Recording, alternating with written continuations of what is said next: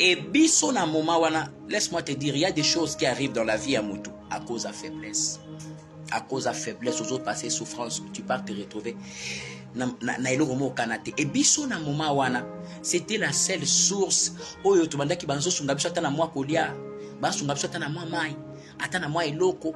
Et alors on a créé, alors la sœur a comment quoi a biso, a memi biso na ndako. C'est là qu'on a créé l'intimité avec la sœur. Moi j'aime parler de ces témoignages.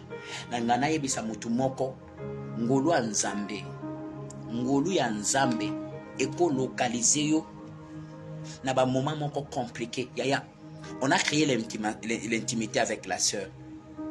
Alors on a commencé ça, vous savez, est-ce que moi na commencé ça, c'est de là ngana ye to kwei na sœur wana.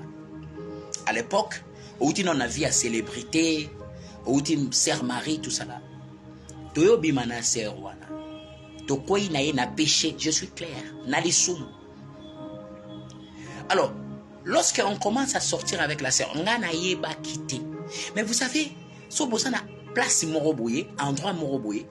O kabatu ba boa kabambwa kila mais o kaka olekika mutobi mtu msusa ko swama na nyoka frère swami na nyoka ngana oyeba te nzoka ba boa kila kabambwa kila ke na swami na nyoka mutu o nakutani na ye azana malade. Moi je ne savais pas.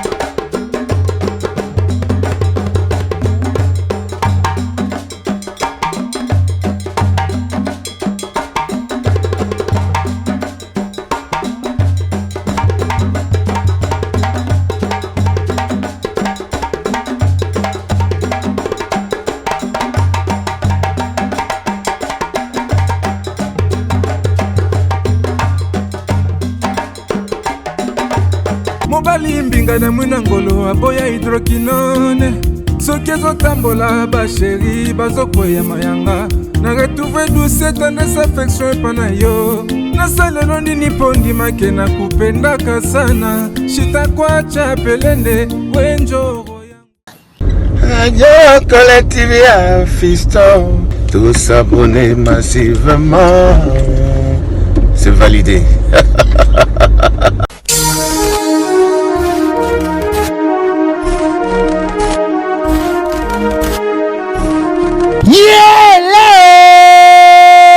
Kinshasa yokela ngai eloko oyodi bino batu bozalaka na posa ya kopase babon moment na babon séjour na bino bopesa confiance na Genesis Hotel po batieli bino bachambre ya qualité oyo eza na baclimatisation ya kitoko bambetu ya somo na banorme internationale eza mpe na baoreiller de rêve ebongo badouche na bango soki okoti ndeti kaka oza na mikili ya poto soki oza na kati ya Genesis Hotel wifi kutu bosana na yo po kokota internet ndeti kaka oza na Paris po kaka ba séjour na bino etikala inoubliable grâce ya Genesis Hotel okanisi esili tintin awa na Genesis Hotel atieli bino salle de fête salon Congo pour na ba mariage ba conférence ba réunion pe ba anniversaire de rêve na bino batu nyonso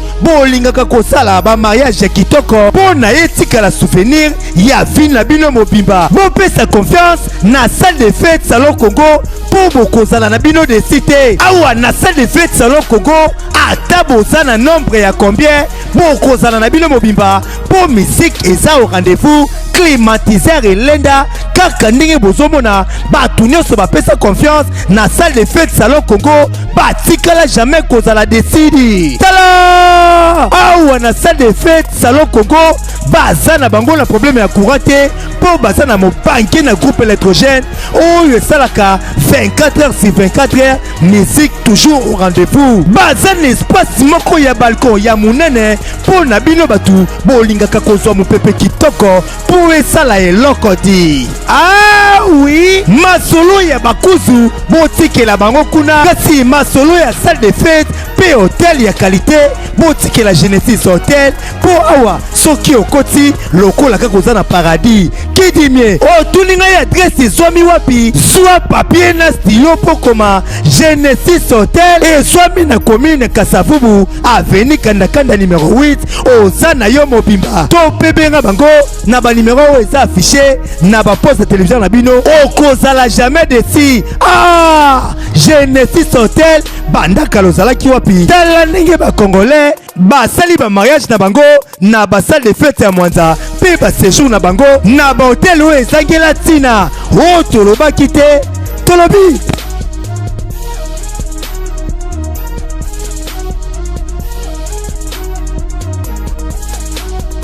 voilà bato balingaki baye ba témoignage bayoka témoignage nanga nde nini nzambe épargnanga to asovanga na VIH ou eza maladie ya sida bato bele bandima yango te bato bele barevenaka te mosusu baosutukale bayoka témoignage oyo laisse-moi te dire nzambe ana bomoi vous savez bitambola tambola na vie oyo okutana na likambo mo kana te na vie eza na ba réalité ya osana te il y a un temps où bato amona matanga na internet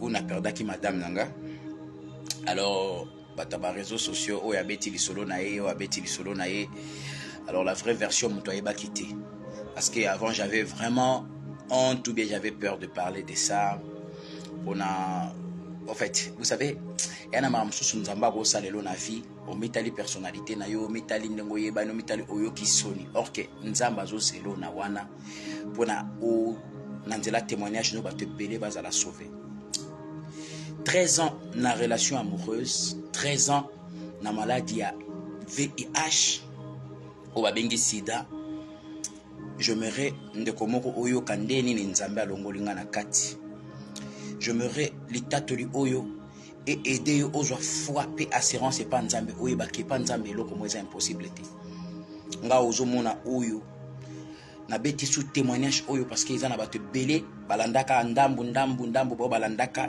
direct na butu na salaki na butu bazana beso bayoka ndenge nini nakenda kokutana na maladie oyo ya sida oyo ndenge nini nakendaki ko ndenge nini nzamba bimisinga wana durant la relation amoureuse 13 ans vivant avec la femme et la situation ya VIH mais après nzamba permettre ya kufi mais ngana tikali na mwana to tikali to s'en sortir est-ce que mtu moko azawa tika témoignage oyo pe histoire on obeta je serai pas trop long mais pesa mutu moko mayele na vie yoza mwana mobali oza mwa mwasi baloba na mokili tout ce qui brille n'est pas or ovanda ka ozomona mutu mwa azongenga mais oyo batami na kati oyebite ba réalité evanda na nzoto mutu il y a deux choses auto remarque kate eza maladie et comme na nzoto mutu te oyeba na yote otambola kana vie bitambola tambola oyo okokuta na problème ya munene eza litatoli ya somo oyo ngana kutana na vie mais je témoigne la gloire de Dieu oyo abimsanga na kati oyo asalanga ngulu alongola na kati situation wana. Il y a un moment où je chantais avec la sœur Marie. Ça fait na sala na sœur Marie Missamou, ça fait à peu près 4 ans, quelque chose comme ça. Alors je regardais ma vie na bando ta vie na nganga lobi ma vraiment bando marché té les aussi mbaté vie eloko malonga ezate osa l'effort o évoluer na vie bondi ya maman Clémentine ya tikanga na ebisa yo témoignage onga na obeta Là, on a aussi ce témoignage. Au Moutounion, surtout, se retrouver dans une situation compliquée à vie. Nzamba banda ubikisayo. Nzamba bikisaka nga bimi na situation où il y avait IH oyo. Par la grâce de Dieu. Nazo relater yo malembe ndeni nakenda ko se retrouver kuna na ndeni ni nzamba salinga ngolo. Tika témoignage o est fortifié Moutounion sur Zolanda de partout. Est-ce qu'on va partager nano pour bande comme sous-soupé bazo o baluka ki bayo ka témoignage o babanda kolanda. 14 ans et 13 ans plus tôt, 13 ans. Et depuis des fins à Kenda, ça fait 3 ans yango, ça veut dire 3 ans plus 13 ans, 16 ans. Ngana mwana tobima na situation oyo compliquée. Yaya, yesu abiki saka sida, crois-moi. Yesu abiki saka maladie nyonso omo kilele mbani. Sida, VIH, obat nyonso babanga kan, c'est par là que moi je traversais. C'est ce que moi je connais na vie. Nabando yemba na sœur Marie, ça fait 4 ans.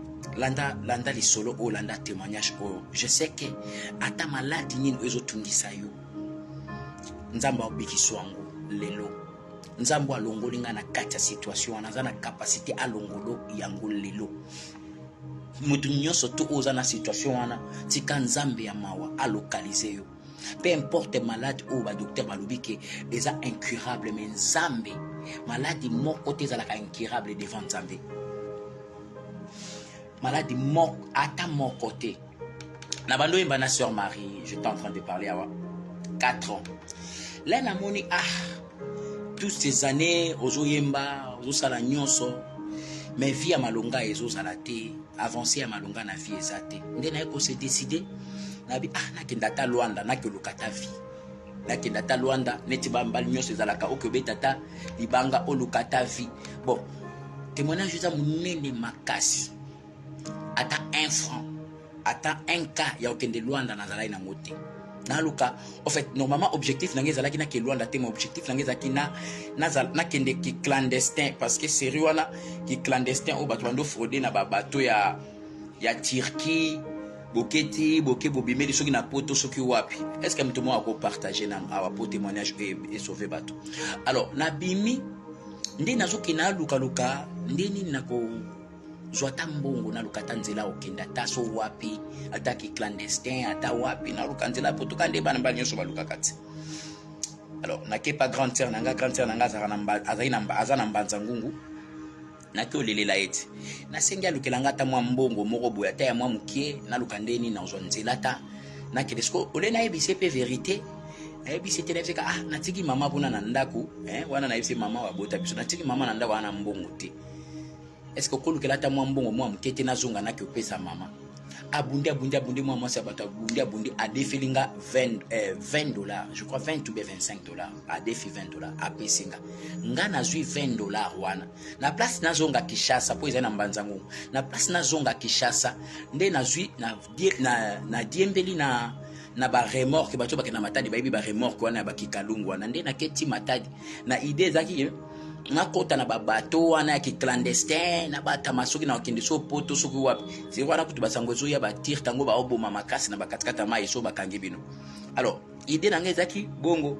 Alors là nakomi na matadi sikoyo nazwi mo hotel moko na matadi wana na futi $5 na la na tanda na se faire ba idée na kindo tenter na libongo na talatande na kota na bato. Alors premier jour na ki na bato wana na tante esimbité na zongi na lali na butu wana na futi na tirali combien $15. Deuxième jour na kesu na ki tante na nazo kendo tante boye pona kandi na kota bato na nzela na kuti prophète moko à l'époque ezaki ba dejimo prophète moko azote ya na nzela zo ganga nda moni ngamba malobi nazo mona yo zo ke voyage mais nzela zo kende ozokende nzela ya Angola. Ok, nga na programme akende nzela Angola te. Nzela ozokende nzela ya Angola na moni a partir ya Angola nzamba fongolo lo ba nzela na moni oketi poto ozongo komo kende ba poto. Directement et puis singa idenga lobi lokola ki clandestin zo simba te. Bonjour maman Jennifer. Lokola ki clandestin zo simba te. Bon, na lokata kasi nzela ya te Angola bande wana na yeba ta okenda ngola na banda wapete. Alors il y avait un gars batelemana de tout le monde anzela boma pour kende loin de faut kene ote faut kena boma là comme na boma il y a des canaux rapides bokati si soyo tout ça là nde na yoko zwa canaux rapide na ke na arrêt na luka transport na ke boma là na komi mandeko. La Bible dit lorsque Dieu agrée, proverbe azoloba, lorsque Dieu agrée la voie d'un juste, il met à sa disposition même les pires ennemis. Yaya na kena parking ya boma nazoluka na luka nzela ya Luanda na ke nzela ndi na ke boma na ke Angola na kutani na mwana mbali moko bonzoka mwana mbali wana frapper moyibi amoninga kaka atali oyo kaniki te musicien sœur Marie misa mute na sepelaka na yo tout ça nzoka mbali na otokutani na moyibi ya kota Angola akota na basoyo a frapper bato bambongo akosi bato keno na ome mabino na Luanda après kimi ayesko azena mwasi nae ndalo binanga voilà na jusqu'au lola yebi kinga na za star kanti kaka na ana bambongo ebele pour frapper ngai andeko lorsque Dieu t'amène mambala nanda ya zwinga tokomo tambola na ye alaksinga ameminga tokomi na boma là tokomi na boma abandi ko utiliser nga musicien sœur Marie mama mobwa tellement lingaka sœur Marie ayambinga mama na yambinga na lingaka mama Marie na sepelaka na yo mama na loger biso lobi na wana tongo mama na tuninga ongo sa nini ngabite na luka nzela Angola tout ça la boye otiki sœur Marie ngabite na okende kana ozonga mama na zui charge ye mo ka futelinga ba okenga na mbongo te juste $15 ye mo futelinga canaux rapide ye mo ka sombelinga ba laisser passer et shalom vraiment. Alors ndé tikanzamba pambola mama Véro est-ce que mtu moraza ya est-ce que partager témoignage o eko sauver vie na yo nzamba longo linga na maladi moko oyo bato belé babima ngoti nzamba épargner ngana. Lorsque je te parle de VIH na idée nazo ba mikanda ba examen na l'axa mais j'ai déjà montré ça na l'axa ba preuve na ba attestation ba décès même ba preuve ya madame à côté na ngo ba bili na ba examen ya eza somo sozo tambola na vie yo mto kenda na église na lobaka na bato ebele ba église obomona ka moni mwa mbali mwa une église azo ngenga na ba église to ya malade ezaka ya kosakana te parce que bato ebele bakenda église bakende oluka lobiko yo mto tambola na ba impudicité na ba église okokweya na problème moko ya kosakana te tika na yebisa yo malade ekomama na elongi te mutu so na ba problème ekomama na elongi te alors tambola na ekenge ngana zwi ngolu ya obima na situation est-ce que yo ozwa pe ngolu wana ngana zwi ngolu shalom mama raifulu ya obima na situation est-ce que yo obima na ngo est-ce que okuta na pe na ngolu alors lena komina leto komina na tokati ici eza lisolo mulai nde nzamba salaki na robeta parcours wana nde na kendaki parce que ça aussi c'est un autre témoignage parce que na travers ça baliwa moko o nzamba longolanga vous n'aurez même pas idée. Alors si to komina soyo na bundi yayi refoulement mo salamaki entre Angola na Congo, c'est là que Dieu va faire grâce na trouver mikanda à partir ya soyo nde na ke Luanda. Alors lorsque na comme na beti lisolo rapidement na kenena sabino comment na kutana na situation wana ya malade wana na kutana na ngote pour na zaki na kenda mobulu te yaya ezala bato belé basala mobulu te na vie akeka abimika na mwana mbali moko akutana pe na malade osano mobulu te bato belé omona ba bazala ba malade awa boy c'est pas parce que sala mobulu c'est pas parce que sala kindumba non ezala nka ba réalité ya vie bo okutani kana malade nga kutana na situation wana c'est pas parce que na sala mobulu na sala na nga mobulu te na kyo luka vie na kyo pe na debreka net ba mbali nyoso ba debriyaka lorsque ce qu'on a commis na Angola na commis na Luanda na bandola na église mo boy église ba yambinga na bengi nzambe nanga église ba yambinga. Alors il y a un papa que je vais me taire le nom ou azaki visionnaire église wana asengi na cellule na imoko ba vandisa biso wana nazaki ngai na ba camarade msumi bali. Alors là to commis na église wana pasteur a pesi communiquer abi to yambi ba frère na biso ba uti Kinshasa to yambi bande ona biso ba uti Kinshasa est-ce que mutu moko abolingo aza awa akobanda opesa bango ata mwa ya kolia ata mwa mai bosungelanga ba frère.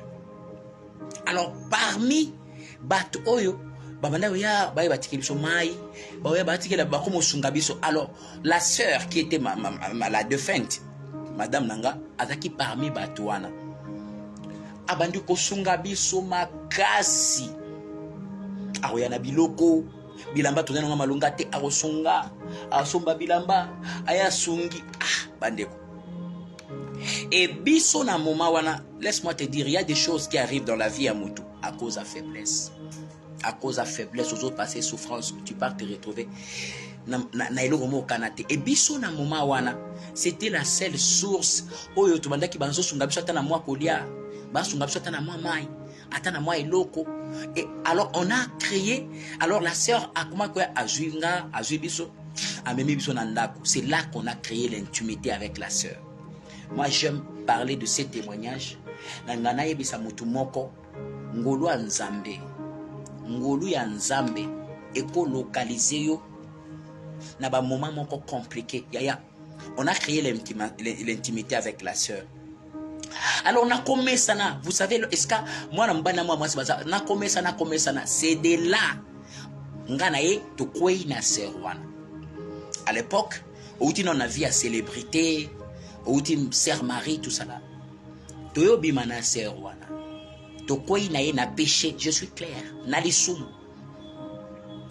Alors, lorsqu'on commence à sortir avec la sœur, ngana ye ba quitter.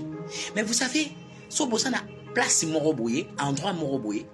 O kabatu ba obwa kabambwa kila me o kaka olekika mutobi mtu msusu akoswama na nyoka frère swami na nyoka ngana oyiba te nzoka ba obwa kila bambwa kila ke na swami na nyoka mutu o nakutani na ye azana malade. Moi je ne savais pas.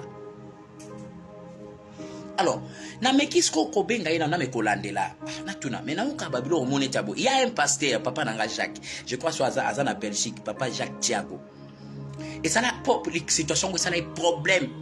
Nakouti na église wana, je vais me taire, ça c'est une autre histoire. Nakouti na église wana. Sœur, madame, pasteur et église, azo ye azam moi c'est vraiment une autre histoire. Il y a un cas d'église où il problème ezali. Histoire où on obé tango plus tard. Les dans le bangoté. Pasteur, nakouti na pasteur azo salsa l'air pasteur a monique ngai na sœur wana tolingani. Il y a deux fins à l'époque où on a tous les gars, tous les frères, avant tout balana. Parce qu'après tout le tout balana. Les ramoni qui ngana sœur, tolingani comme sœur, azalaki mutumuka mutema munene bolingo, tout ça là asunga kabiso abando sungape abando sungape papa Fabien nanda oyoka yango nde situation azobeta yango nde na loba awa.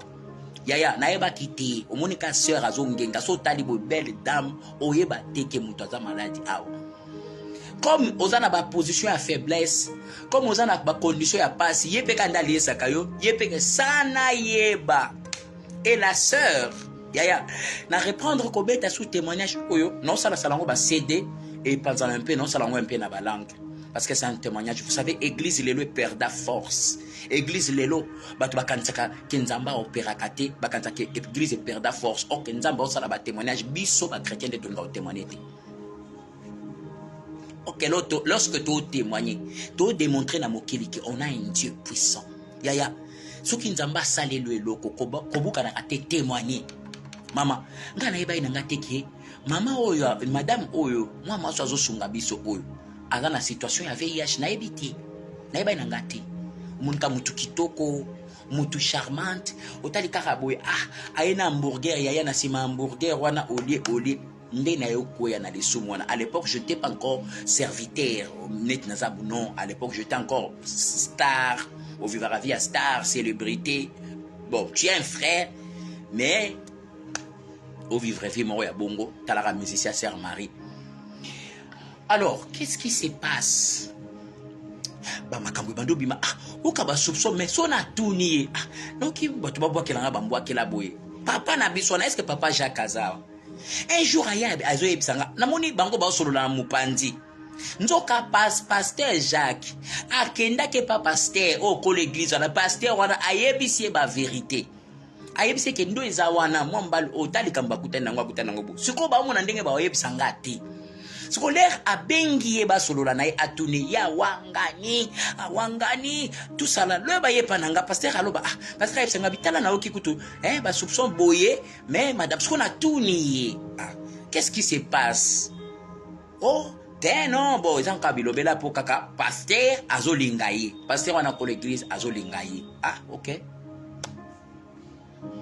eleki alors tout s'emporter na makamba bolingo to bando sala vie na biso normalement et puis tala ce qui est bizarre lorsque on sort avec la sœur du coup 1 mois 2 mois 3 mois sœur a commis na zemi yaya okenda koluka vie na kokoma na problème na zemi ah alors je siko ekria ba makelele ça n'a pas problème siko on devait to kende siko na kuku to longola zemi wana to ke to longola zemi yaya lorsque Dieu te localise dans le péché nzamba mawa nzamba lorsque Dieu a les yeux sur toi yaya il te fera grâce même dans le péché yaya tikanga na ebisa yo c'était dans le péché que to koi na mwasi oazana malade yaya elo babenga ngolu alors to kei na ye to kende sko to keto sko to batama na kuku wana mtu ayebite to keto longola sko zemi wana bon dia to keto longola sko zemi aya to komi na hôpital sko le to telemi docteur wana bimisi ba biloko po basale ba kirtage to longola zemi po ya lobiki non de naza boye famille nanga ba yo munanga na zana zemi aya nzoka yebi ba réalité yebi ke so na boti awa ti mwana apusana makama malade ko yeba to ayeba ki dia ba réalité sko mena elle faisait tout effacer trace wana mama ngolu mama raifolu Dieu m'a fait grâce Dieu a fait grâce siko toke na hôpital to komi na hôpital fuba longole zemi wana to telemi siko nga na mutema na zoloba ah Seigneur nga sina koi déjà na lisumu je déjà péché je vis déjà dans le péché avec cette femme andora lisumu impudicité ou bien fornication siko na bakisa so avortement ah na simba suma kila na maboko siko na telemi na utala nga lobi anzambe siko na simba siko makila susu na maboko siko ezandeni siko docteur wana aye abando sale asale ba suki ba curtage soni ndazo tala docteur ana talinga bi namona papa wazana aza d'accord te papa est-ce que ozana liloba suka oloba pona zemi oyo nde yazo mangate il faut na lokola ga zemi oyo parce qu'elle savait que à partir ya zemi makambo bele engeye bana po nga kuta kiye na mwana na ye moko abota liboso mais mwana na abota mwana kufa na situation wana babombanga nde na kuti mwana moko na maboko mwana wana ayo kufa leto zana isiko nazo yibate mwana azo kufa nini ya lobite eza malade moko e utaka kota ya famille batata ya frère zalaka kenge na vie mama zalaka kenge na vie zalaka ekenge na vie okokwea na problème okana te na vie zala ekenge na vie nzamba eparnenga na sida oyo na ngolu nzamba longolinga na VIH oyo na ngolu tika nzambe abando longolo na maladi bozo tungisa yo tika nzambe apikolo na maladi o mokili ezozela yo kufa yaya mokili ezela ngana kufa yaya nzamba longolinga na VIH sida o moni bato bele bakimaka nde oyo ngana mikuta kinango yaya na mikuta na situation ya maladi wana nazoyiba te na obando bimela ndeni na mikuta na problème wana nazaka so na vandi na ota la famille na ngabu na olela nazo milela yaya yo so milela na okufite ozolela ngayo yo na milela na loba ngo chaque fois so koti na YouTube okuta nzembo mo na yemba mon départ bato bayeba kiteke tina na yemba nzembo na yemba nzembo na titre nango eza mon départ. Au côté na YouTube, comment immortel kaniki mon départ. J'étais en train de parler déjà. Je parlais déjà de mon départ dans Nzemboan. Et ozotambola bomo ime ozomilela.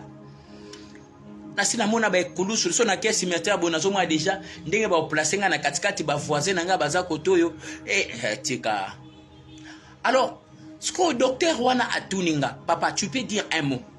Tolongola zemi oyo nzoka tina yazo sala ba sambla wana azo beta bakara wana ya yebike no zemi o soke botami ba vérité monsieur bima photo bima to bomango to boma trace pour aiba peut-être que lobi to kamonaka na biso na telema ka bo dernier mot nanga na tuni na milobeli ngabi na yebisi munganga wana na yebisi ngabi na yebi dana sina koi na péché na koi dana lisumu mais ya kosimba makila na baksati na simbati na simba makilati soka alongola ye moko alongola menga na contribuer na kosopa makila te na kosimba makila te soki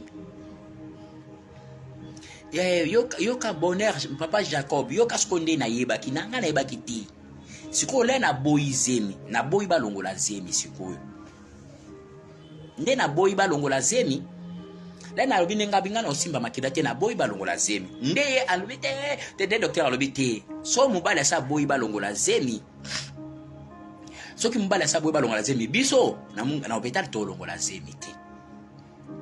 Comprenez? Docteur Aboy Olongola Zemi. Alors on était obligé de koboko la mwana wana Zemi ekola ngabe asoko samba na osamba mais Zemi ngana olongola te. Sikoyo na yebaki nini. Po abando kende ba kilo o kende robatama. Je ne sais pas ba kilo eza awa. J'ai tout un dossier ba kilo na ye o na alors que ba kilo robatama que ça ba examen na ye abatama ibandeko.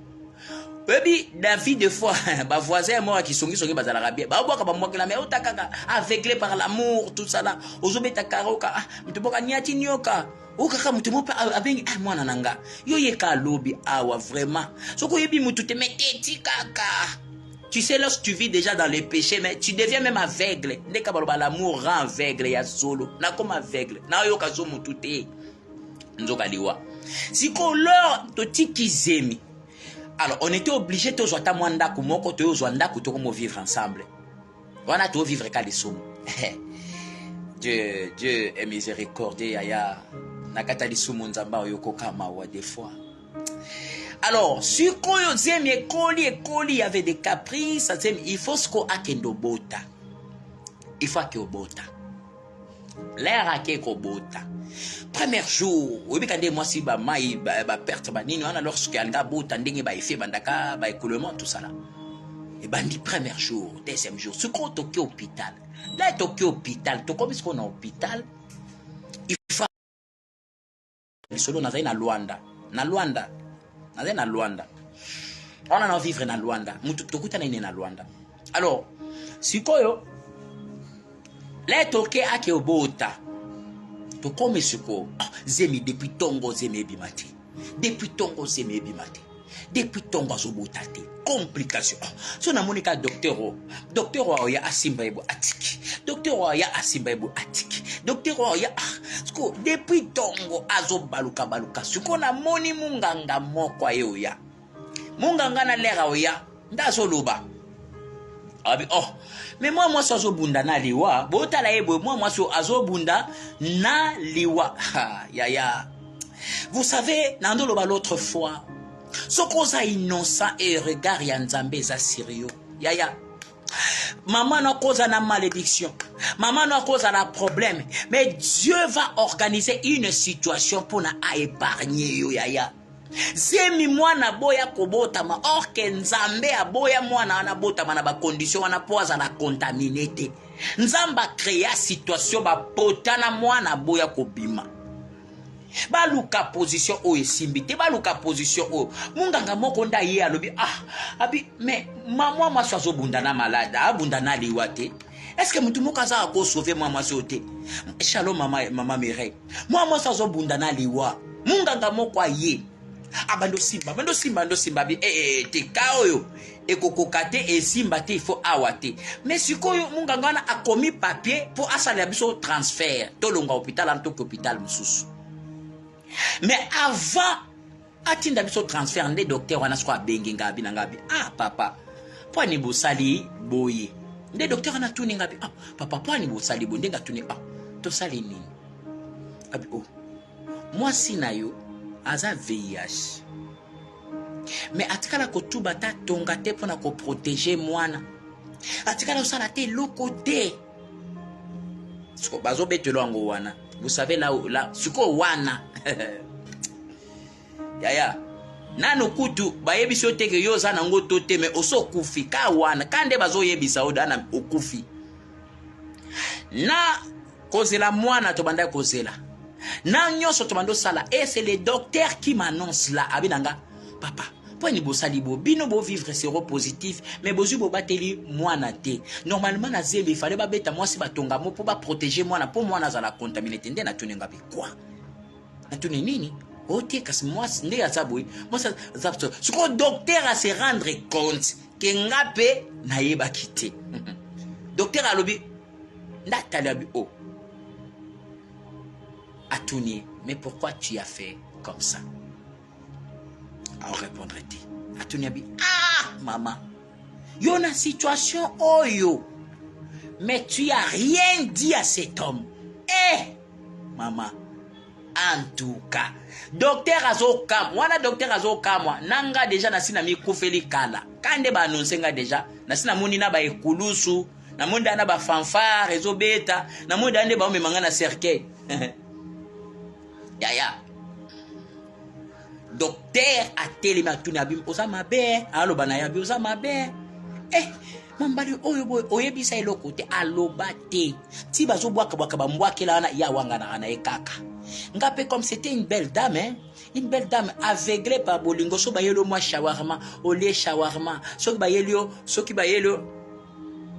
Témoignage nanga maman na obeta liso maman Sandra, c'est moi, je parle de moi. Na loba nanga ngande mutu na biki na VIH oyo. Nzamba biki singa na VIH. Si daisa témoignage ya mutu te yanga moko, je parle de moi. Je parle de mon témoignage. Na oyebisa bino ndenge nini nzamba bikisanga. Ndenge nini nakenda kokoya na maladi. Ona ndenge nini nzamba bikisanga. Ya docteur abeti ka biki no mwasi na yonda zabu ana VIH. A parler ni mwana. Ya yo telema na munga ngazolo banayo. Do noki pena ame elongo déjà kei déjà kotala déjà eko somba da di bulu. Et somba da di bulu et louer déjà ba fanfare. Ba fanfare déjà ba fanfare na monde déjà nde batu balali na monde déjà ndenge mama telemi koto ba famille déjà nde baolela na donc olongo réaliser scène ngabi quoi Yesu pourquoi tu m'as fait ça siko yazo potana na liwa aolela nga koto nazo milela ma mi sekiti siko docteur azo banga bino non papa calme-toi kindi na inano siko docteur ba mama o baboti ka banyo so bakimi nzoka ba mama na bayebi ba moni ba mikanda na ya grossesse ba yebi asuka ise pa bango ba yebi sangate je pas comprendre docteur anabi bon moi to simba ezate bo transférer ba tindi biso na hôpital moko ana Paula ba batana Angola ba yebi mama namona ki daba tombo na ngal dana mona na modèle Pierre Tombal sikoyo bande ba docteur ba tindinga na hôpital ba bengi ana Paula eza hôpital a moi sa présent ba batana Luanda ba yebi. Parce que Anna Paula wana so boye na mwasi kobota ube bakaya ba urgence Dieu merveilleux maman Chancellerie Dieu merveilleux Anna Paula neza parce que so boye na mwasi na bakaya ba urgence muta okota te bakotika mwasi ye moko akei. Alors nde to krima moko na Anna Paula wana to kena déjà ngavani na mutuka to kende. Na otala déjà de ba oloba na famille adie non on a déjà ba adie na mo dande côté na okende na okimona ba Abraham na sin dona mi kufeli na fanda mutema ngabi mama so sa ngaboye Yesu banga mena sunga ikaka na olela siko elle arrive pas à me regarder parce que la surpris moi na amplifier makambone azemi azolela ngaye na kufa pour na ka attention ya baba si bien na obeta témoignage pona na yambika moko ya bongo je vais parler de ça ya yo mikuti na likambo sida o mikuti na problème sida mais ozolinga o miyebika na yo olinga o contaminer baninga nzamba obikiso ndini na obeta témoignage parce que na yambaki kamo ya bongo na loba on suka je vais parler ya ozana sida ozana maladie oyo moyebi que c'est incurable et pas nzambe c'est impossible te non c'est impossible te ya nga za preuve vivant ya muta uti na VIH sida nga yeyo tina obeta témoignage na yo ka sonité oyebi nde na obeta boy mutu mo atuninga bi papa obeta ka témoignage na oyo ba wololololo ba kokima nyonso bakima ba wololololo nyonso bakima ya soyo ba wololololo ba kokima nga na obeta témoignage Yesu nanga mata na na sonita ko beta témoignage on nzamba longoli nga na VIH nzamba épargné nanga na mwana to bimisa et sauve 13 ans pendant VIH 13 ans na maladie oyo ya na témoigner était pour na obanga nini Ça m'a pris du temps na banda kokobeta témoignage. Otena banda kokolobate so na mitali kaka oyebana na yo kana otambola na soni. Nga na otambola na soni moyena beta li solongo nazo beta te nazo tambola na soni obando beta ndeni. Na mutema emozo tuna est-ce que na biki penda? To parce que lorsque tu réalises c'est impossible yaya. Et je viens me rendre compte après ebika bataki songi songi de bazalaka. Ba relation nyonso oya respect à mémoire ya madame nanga mais c'est un témoignage je dois tout parler ba relation nyonso o madame azala ina bongo avanga bango nyonso bakufa ya et ana bato musu bakufa raté bato yesu asimba na loboko okoko kuta na problème à sida mais son nzamba loboko kufa te mibala ta bakufa 20 otikali yo moko telemi Dieu se glorifie ya je apprends après ma relation na nyonso ba nyonso ba kutanaka na yi ba sila bango nyonso na tikalinga yo lembangolu parce que sur moi il y avait la marque de la promesse. Pendant que je vivais dans le péché mais la grâce de Dieu était en train de me loka. Ya nzamba ibaki que j'ai un grand travail côté na okindi. Nzamba ibaki ke ba âme il faut ba bika. Nzamba ibaki ke ba to ana ba situation ba sida ba problème il faut ba la guérir à travers un ministère où ya pesinga. Nzamba yebaki ke il y a un peuple qui sera guéri ya na kata condition ya maladie, na kata condition ya liwa pendant que moi je réalisais la mort, la grâce est criée et la grâce m'avait retenu. Est-ce que mtu moko aza lo bananga nzamba zangolo? Et voilà pourquoi dans le bana mutu moko nini yango eleki nzambe makasi po asalela yo nini yango ekoleka nzambe makasi ezate. Alors ba memi biso to komi na hôpital wana le to komi siko na hôpital wana landa to komi na hôpital na basuki singa libanda ya ngada na sina kufi sida na ebile nazaka jeune eza na fille moko boto za une église moko sangwe panza nazaki na sida siko fi wana ayem comme ça so solo lisanga bien solo lisanga na gentil ande na sota kimir na sota mir mbangu na kimi poka na yoka ka sangwa sida siko tala deja ya sango nde na kima kama siko ngamu na mikuti na nzungu wana o balambi bache ba episi nyonso so lie otondi ya obikela wapi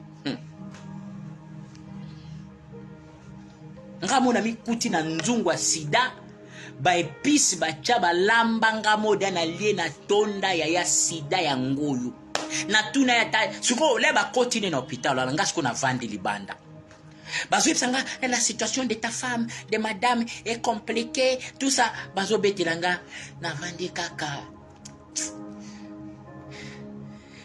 bon ba betilanga masolo ne kuna ndenge zo compliqué ngapena na okana matoi nzembo wele mama wele na mona ba mama na ba beta kichaka na matanga ya uso ni lela uso mona matanga no uso mona da matanga omubi na matanga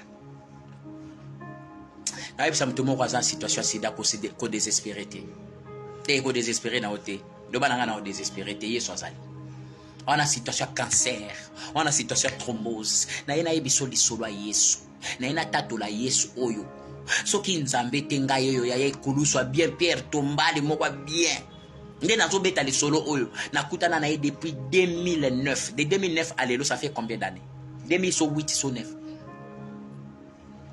ya alors ba koti na kati le ba koti se na kati yoka yo muto ozalaka na ba situation. Oh, bonjour maman Esther. Yo muto ozalaka na ba situation oyo malédiction ya famille na swango pa ba parents famille na biso mbato botama na ba malédiction ale malédiction elandi yo ekangi yo ya soki okobotama na famille o baza maudit mais nzamba épargné yo okokobotama na famille o bilakeli mabe baloba ke bino nyoso tu bokozwaka libala te mais nzamba pesi yo libala. Okobotama na famille o malédiction zo circuler mais nzambe soka poni nzambe so azana regarder sérieux ya épargner yo ako épargner yo malédiction ya famille ezaka na force te likola mutu o azana étoile nzambe est-ce que mutu moko azawa Mama, ba complication nyonso oyo zieme zo sala wana. Mwana bima, mwana boyi ko bima. Ba complication. Est-ce que mtu mwa ko partager témoignage oyo? Ya bolingaka ko partager pétage. Est-ce que ko partager témoignage oyo te? Na besoin na mona mtu mwa so partager témoignage oyo to tombola Yesu. Lelo église ezalaka su na témoignage te. Bato bakoma mona lokwa église za place ba seki. Bato bakoma lokwa église nzamba sala tete, nzamba sala kayaya. Est-ce que ko bando partager ngana no témoignage oyo? Nazo betelo di solo mutu te. Nazo betelo di solo mutu te, di solo nanga moko yaya na mileli. Na telemi sko libanda na hôpital na telemi. Docteur da sayib singa ke monde bozabwe. Masu na za zéro positif sida ndeza awa. Ndeswa tuna ki avatu ke kuna tuna bi mama wa mutema mabe. Mwambala batu. Oyebisa ete siko bakene kuna ngasko na yebisa docteur anangabe. Uti nanga Kongo Yesu.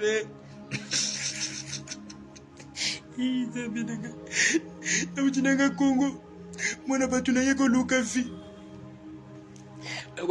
batinda yo nzabi deli kola to komi na hôpital wana la to komi na hôpital wana to koti ba kotie nga batiki nga libanda abando bunda premier jour nazongi na ndako yatika kakuna kati zaki kamoko compliqué d'après ndenge ya betela nga oyo dekai na kati ba potanya bota toute la journée ba kokite amonika docteur moko boye asala na hôpital wana te docteur en sala na hôpital wana te aya koti ndatuni bango abi problème nini o te mwana oyo aboyo bima ya lorsque Dieu te protège mwana boyo bota mwana lobinga sida na ozwati ya nzamba batelaka yebisi Jérémie depuis libuma maman na yo je te connaissais déjà je t'avais choisi déjà ya ok ça te loko lobota mina libuma maman ndoki faut forcément bima na ndoki bana ibele babota mana libuma maman ndoki ba biemi pe santi ndoki nzamba boti sakabata maboma bana normal ya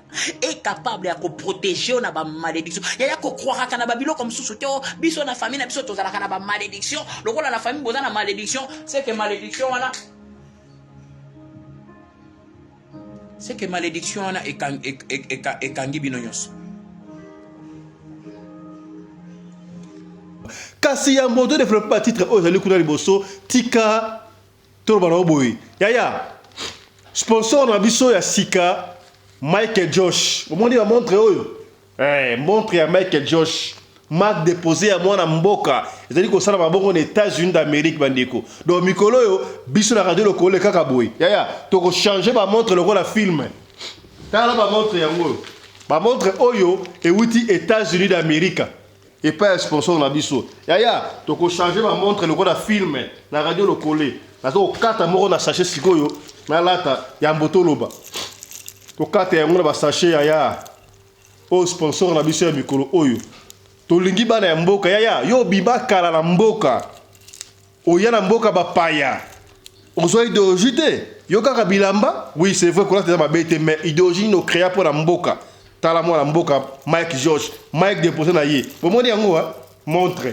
la ça qui yango wana radio lokole ye a commis deuxième sponsor officiel après maman Charlotte Caputo Mike George ezali marque déposé à moi na mboka o ezalaka boko na États-Unis ezaka ka ba montre te bandeko de bomona wana Mike Josh ezali ba t-shirt ba chemise ba polo na ba soulier ba sapatu kaka de botra ba griffe songolo pakala siko oyo Mike Josh pour aller encore plus loin pour na ko faciliter bana ya mboka bana ya Afrika Mike Josh a un partenariat, tout actionnaire, moke ba actionnaire na compagnie o bengaka Visco.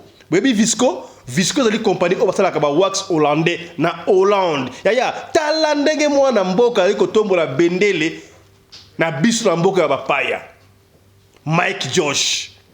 Donc bino ba bateka ba wax hollandais, o super kingal baso bango na cher. Commandé yango à partir ya Mike Josh. Numéro ya ngwa to tell you bana. Numéro ya ngwa na bo benga Mike Josh direct. Benga Mike Josh direct. Soki bo mona le kate benga biso na radio lokole télévision déco. Yo to ko tia en contact na Mike Josh. Bande ko na boutique na France, na Belgique, na Espagne, na Kinshasa, na Afrique du Sud yaya. on a besoin de faire une boutique à Mike Josh. Parce que OK na monde libéré d'Afrique du Sud. Ah ouais, ton ami qui nous sous au comment na couleur magasin ka ya Combo. Alors, yo soko lingo za la mutali bosso, ya ko fungula magasin na Combo ya Mike Josh. Ya mwana mboka, benga Mike Josh ali wa to benga sur radio lokole. Ya, okozo ba montre. Okozo ba super wax hollandais. Okozo ba soulier à Mike Josh. Ba chemise, ya bien. Tola takabana mboka Mike Josh ya kutu na biso doyen Michokoto combien kutu Michokoto c'est que bien Mike Josh donc à partir ya lelo congolais nyonso tout africain nyonso tout mwana mboka yo zali fan ya radio lokole ya benga Mike Josh tout ça la ka effort ata fan moko ya radio lokole zala eloko mo ya Mike Josh parce que Mike Josh a son supporté télévision Oyabino, a son supporté programme Oyo radio locale. Tala. Donc changer un na tina fenêtre na film. Comment ma montre yé, ba polo et yé, ba t-shirt, ba soulier ya Mike Josh. Donc Longonia ezonga et pas moi na mboka Mike Josh. Kuru doyen Michokoto, vous comprenez? C'est que bien. Donc, pour beaucoup plus de détails, quand moi, je changer ma montre dans l'émission, le Maï. Mike Josh, Marga, Moko. On a un problème, nous, les Congolais. Tolingara, on a ta griffe ya bapaya. Ta sika griffe ya mwana mboka. Totombo la bendele ya mwana mboka. Ba konzi. Bote na biso na Congo, partout. On a ta montre comme nini. Là, ta montre Mike Josh. Vous voyez, ya mwana mboka. Est-ce que différence ya bango? Biso bango différence yena. Bo combien? Mike Josh. Benga na lombango, oza na boutique. Oteka ka nyoso, oba oteka marque oyo benga. Oza na salon de coiffure, koto oza na suki, koto ote moi étagère moko te kabloka ya Mike Josh. To supporter ça pour tout supporter mwana mboka. Voilà, o toloba kite, tolobi. Pour l'habillement des classes de vos enfants, pour l'élégance de vos enfants, désormais, visitez le magasin Little People Shop chez Mama Charlotte Caputo. Little People Shop chez Mama Charlotte Caputo, l'habillement officiel de vos enfants. Awa et pas Mama Charlotte. Moi namboka, bon monake, ba namboka, congolaise, tala biloko yako sala, et pas bapaya. Acheli biso bilamba. Banda de 0 à 3 mois, yango yo. Soto yawa de 6 à 9 mois. Toke wana de 9 à 12 ans. Toza na nyonso. Bana mibali na bana basi. Soto yawa. Bomoni oya bana basi. Ndenge mwana zo putsana. Toza lokola wato yene 8 ans ti komata. Yango yawa. Koto yo nde makambo.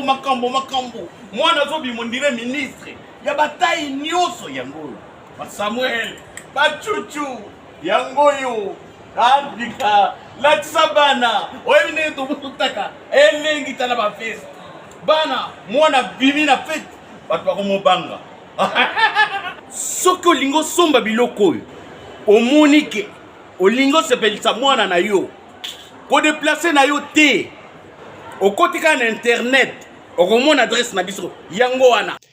Little People Shop chez Mama Charlotte Caputo. Adresse Edenval, Greenstone Shopping Center, shop numéro L119. Téléphone 011 52 46 366. À Jamestown, nous sommes sur Meyer Street 183. Jamestown Town, Johannesburg, shop numéro 5. Téléphone 082 324 85 22.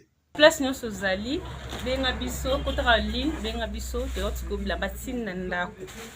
Little People Shop tozana bilamba ya bana ya qualité olingi osomba kota na website na biso retrouver biso na Facebook toza online pe soko osoma partout na Afrique to délivrer bino na ba Korea na biso préférence ya malamu ya original. Donc, c'est la livraison à domicile.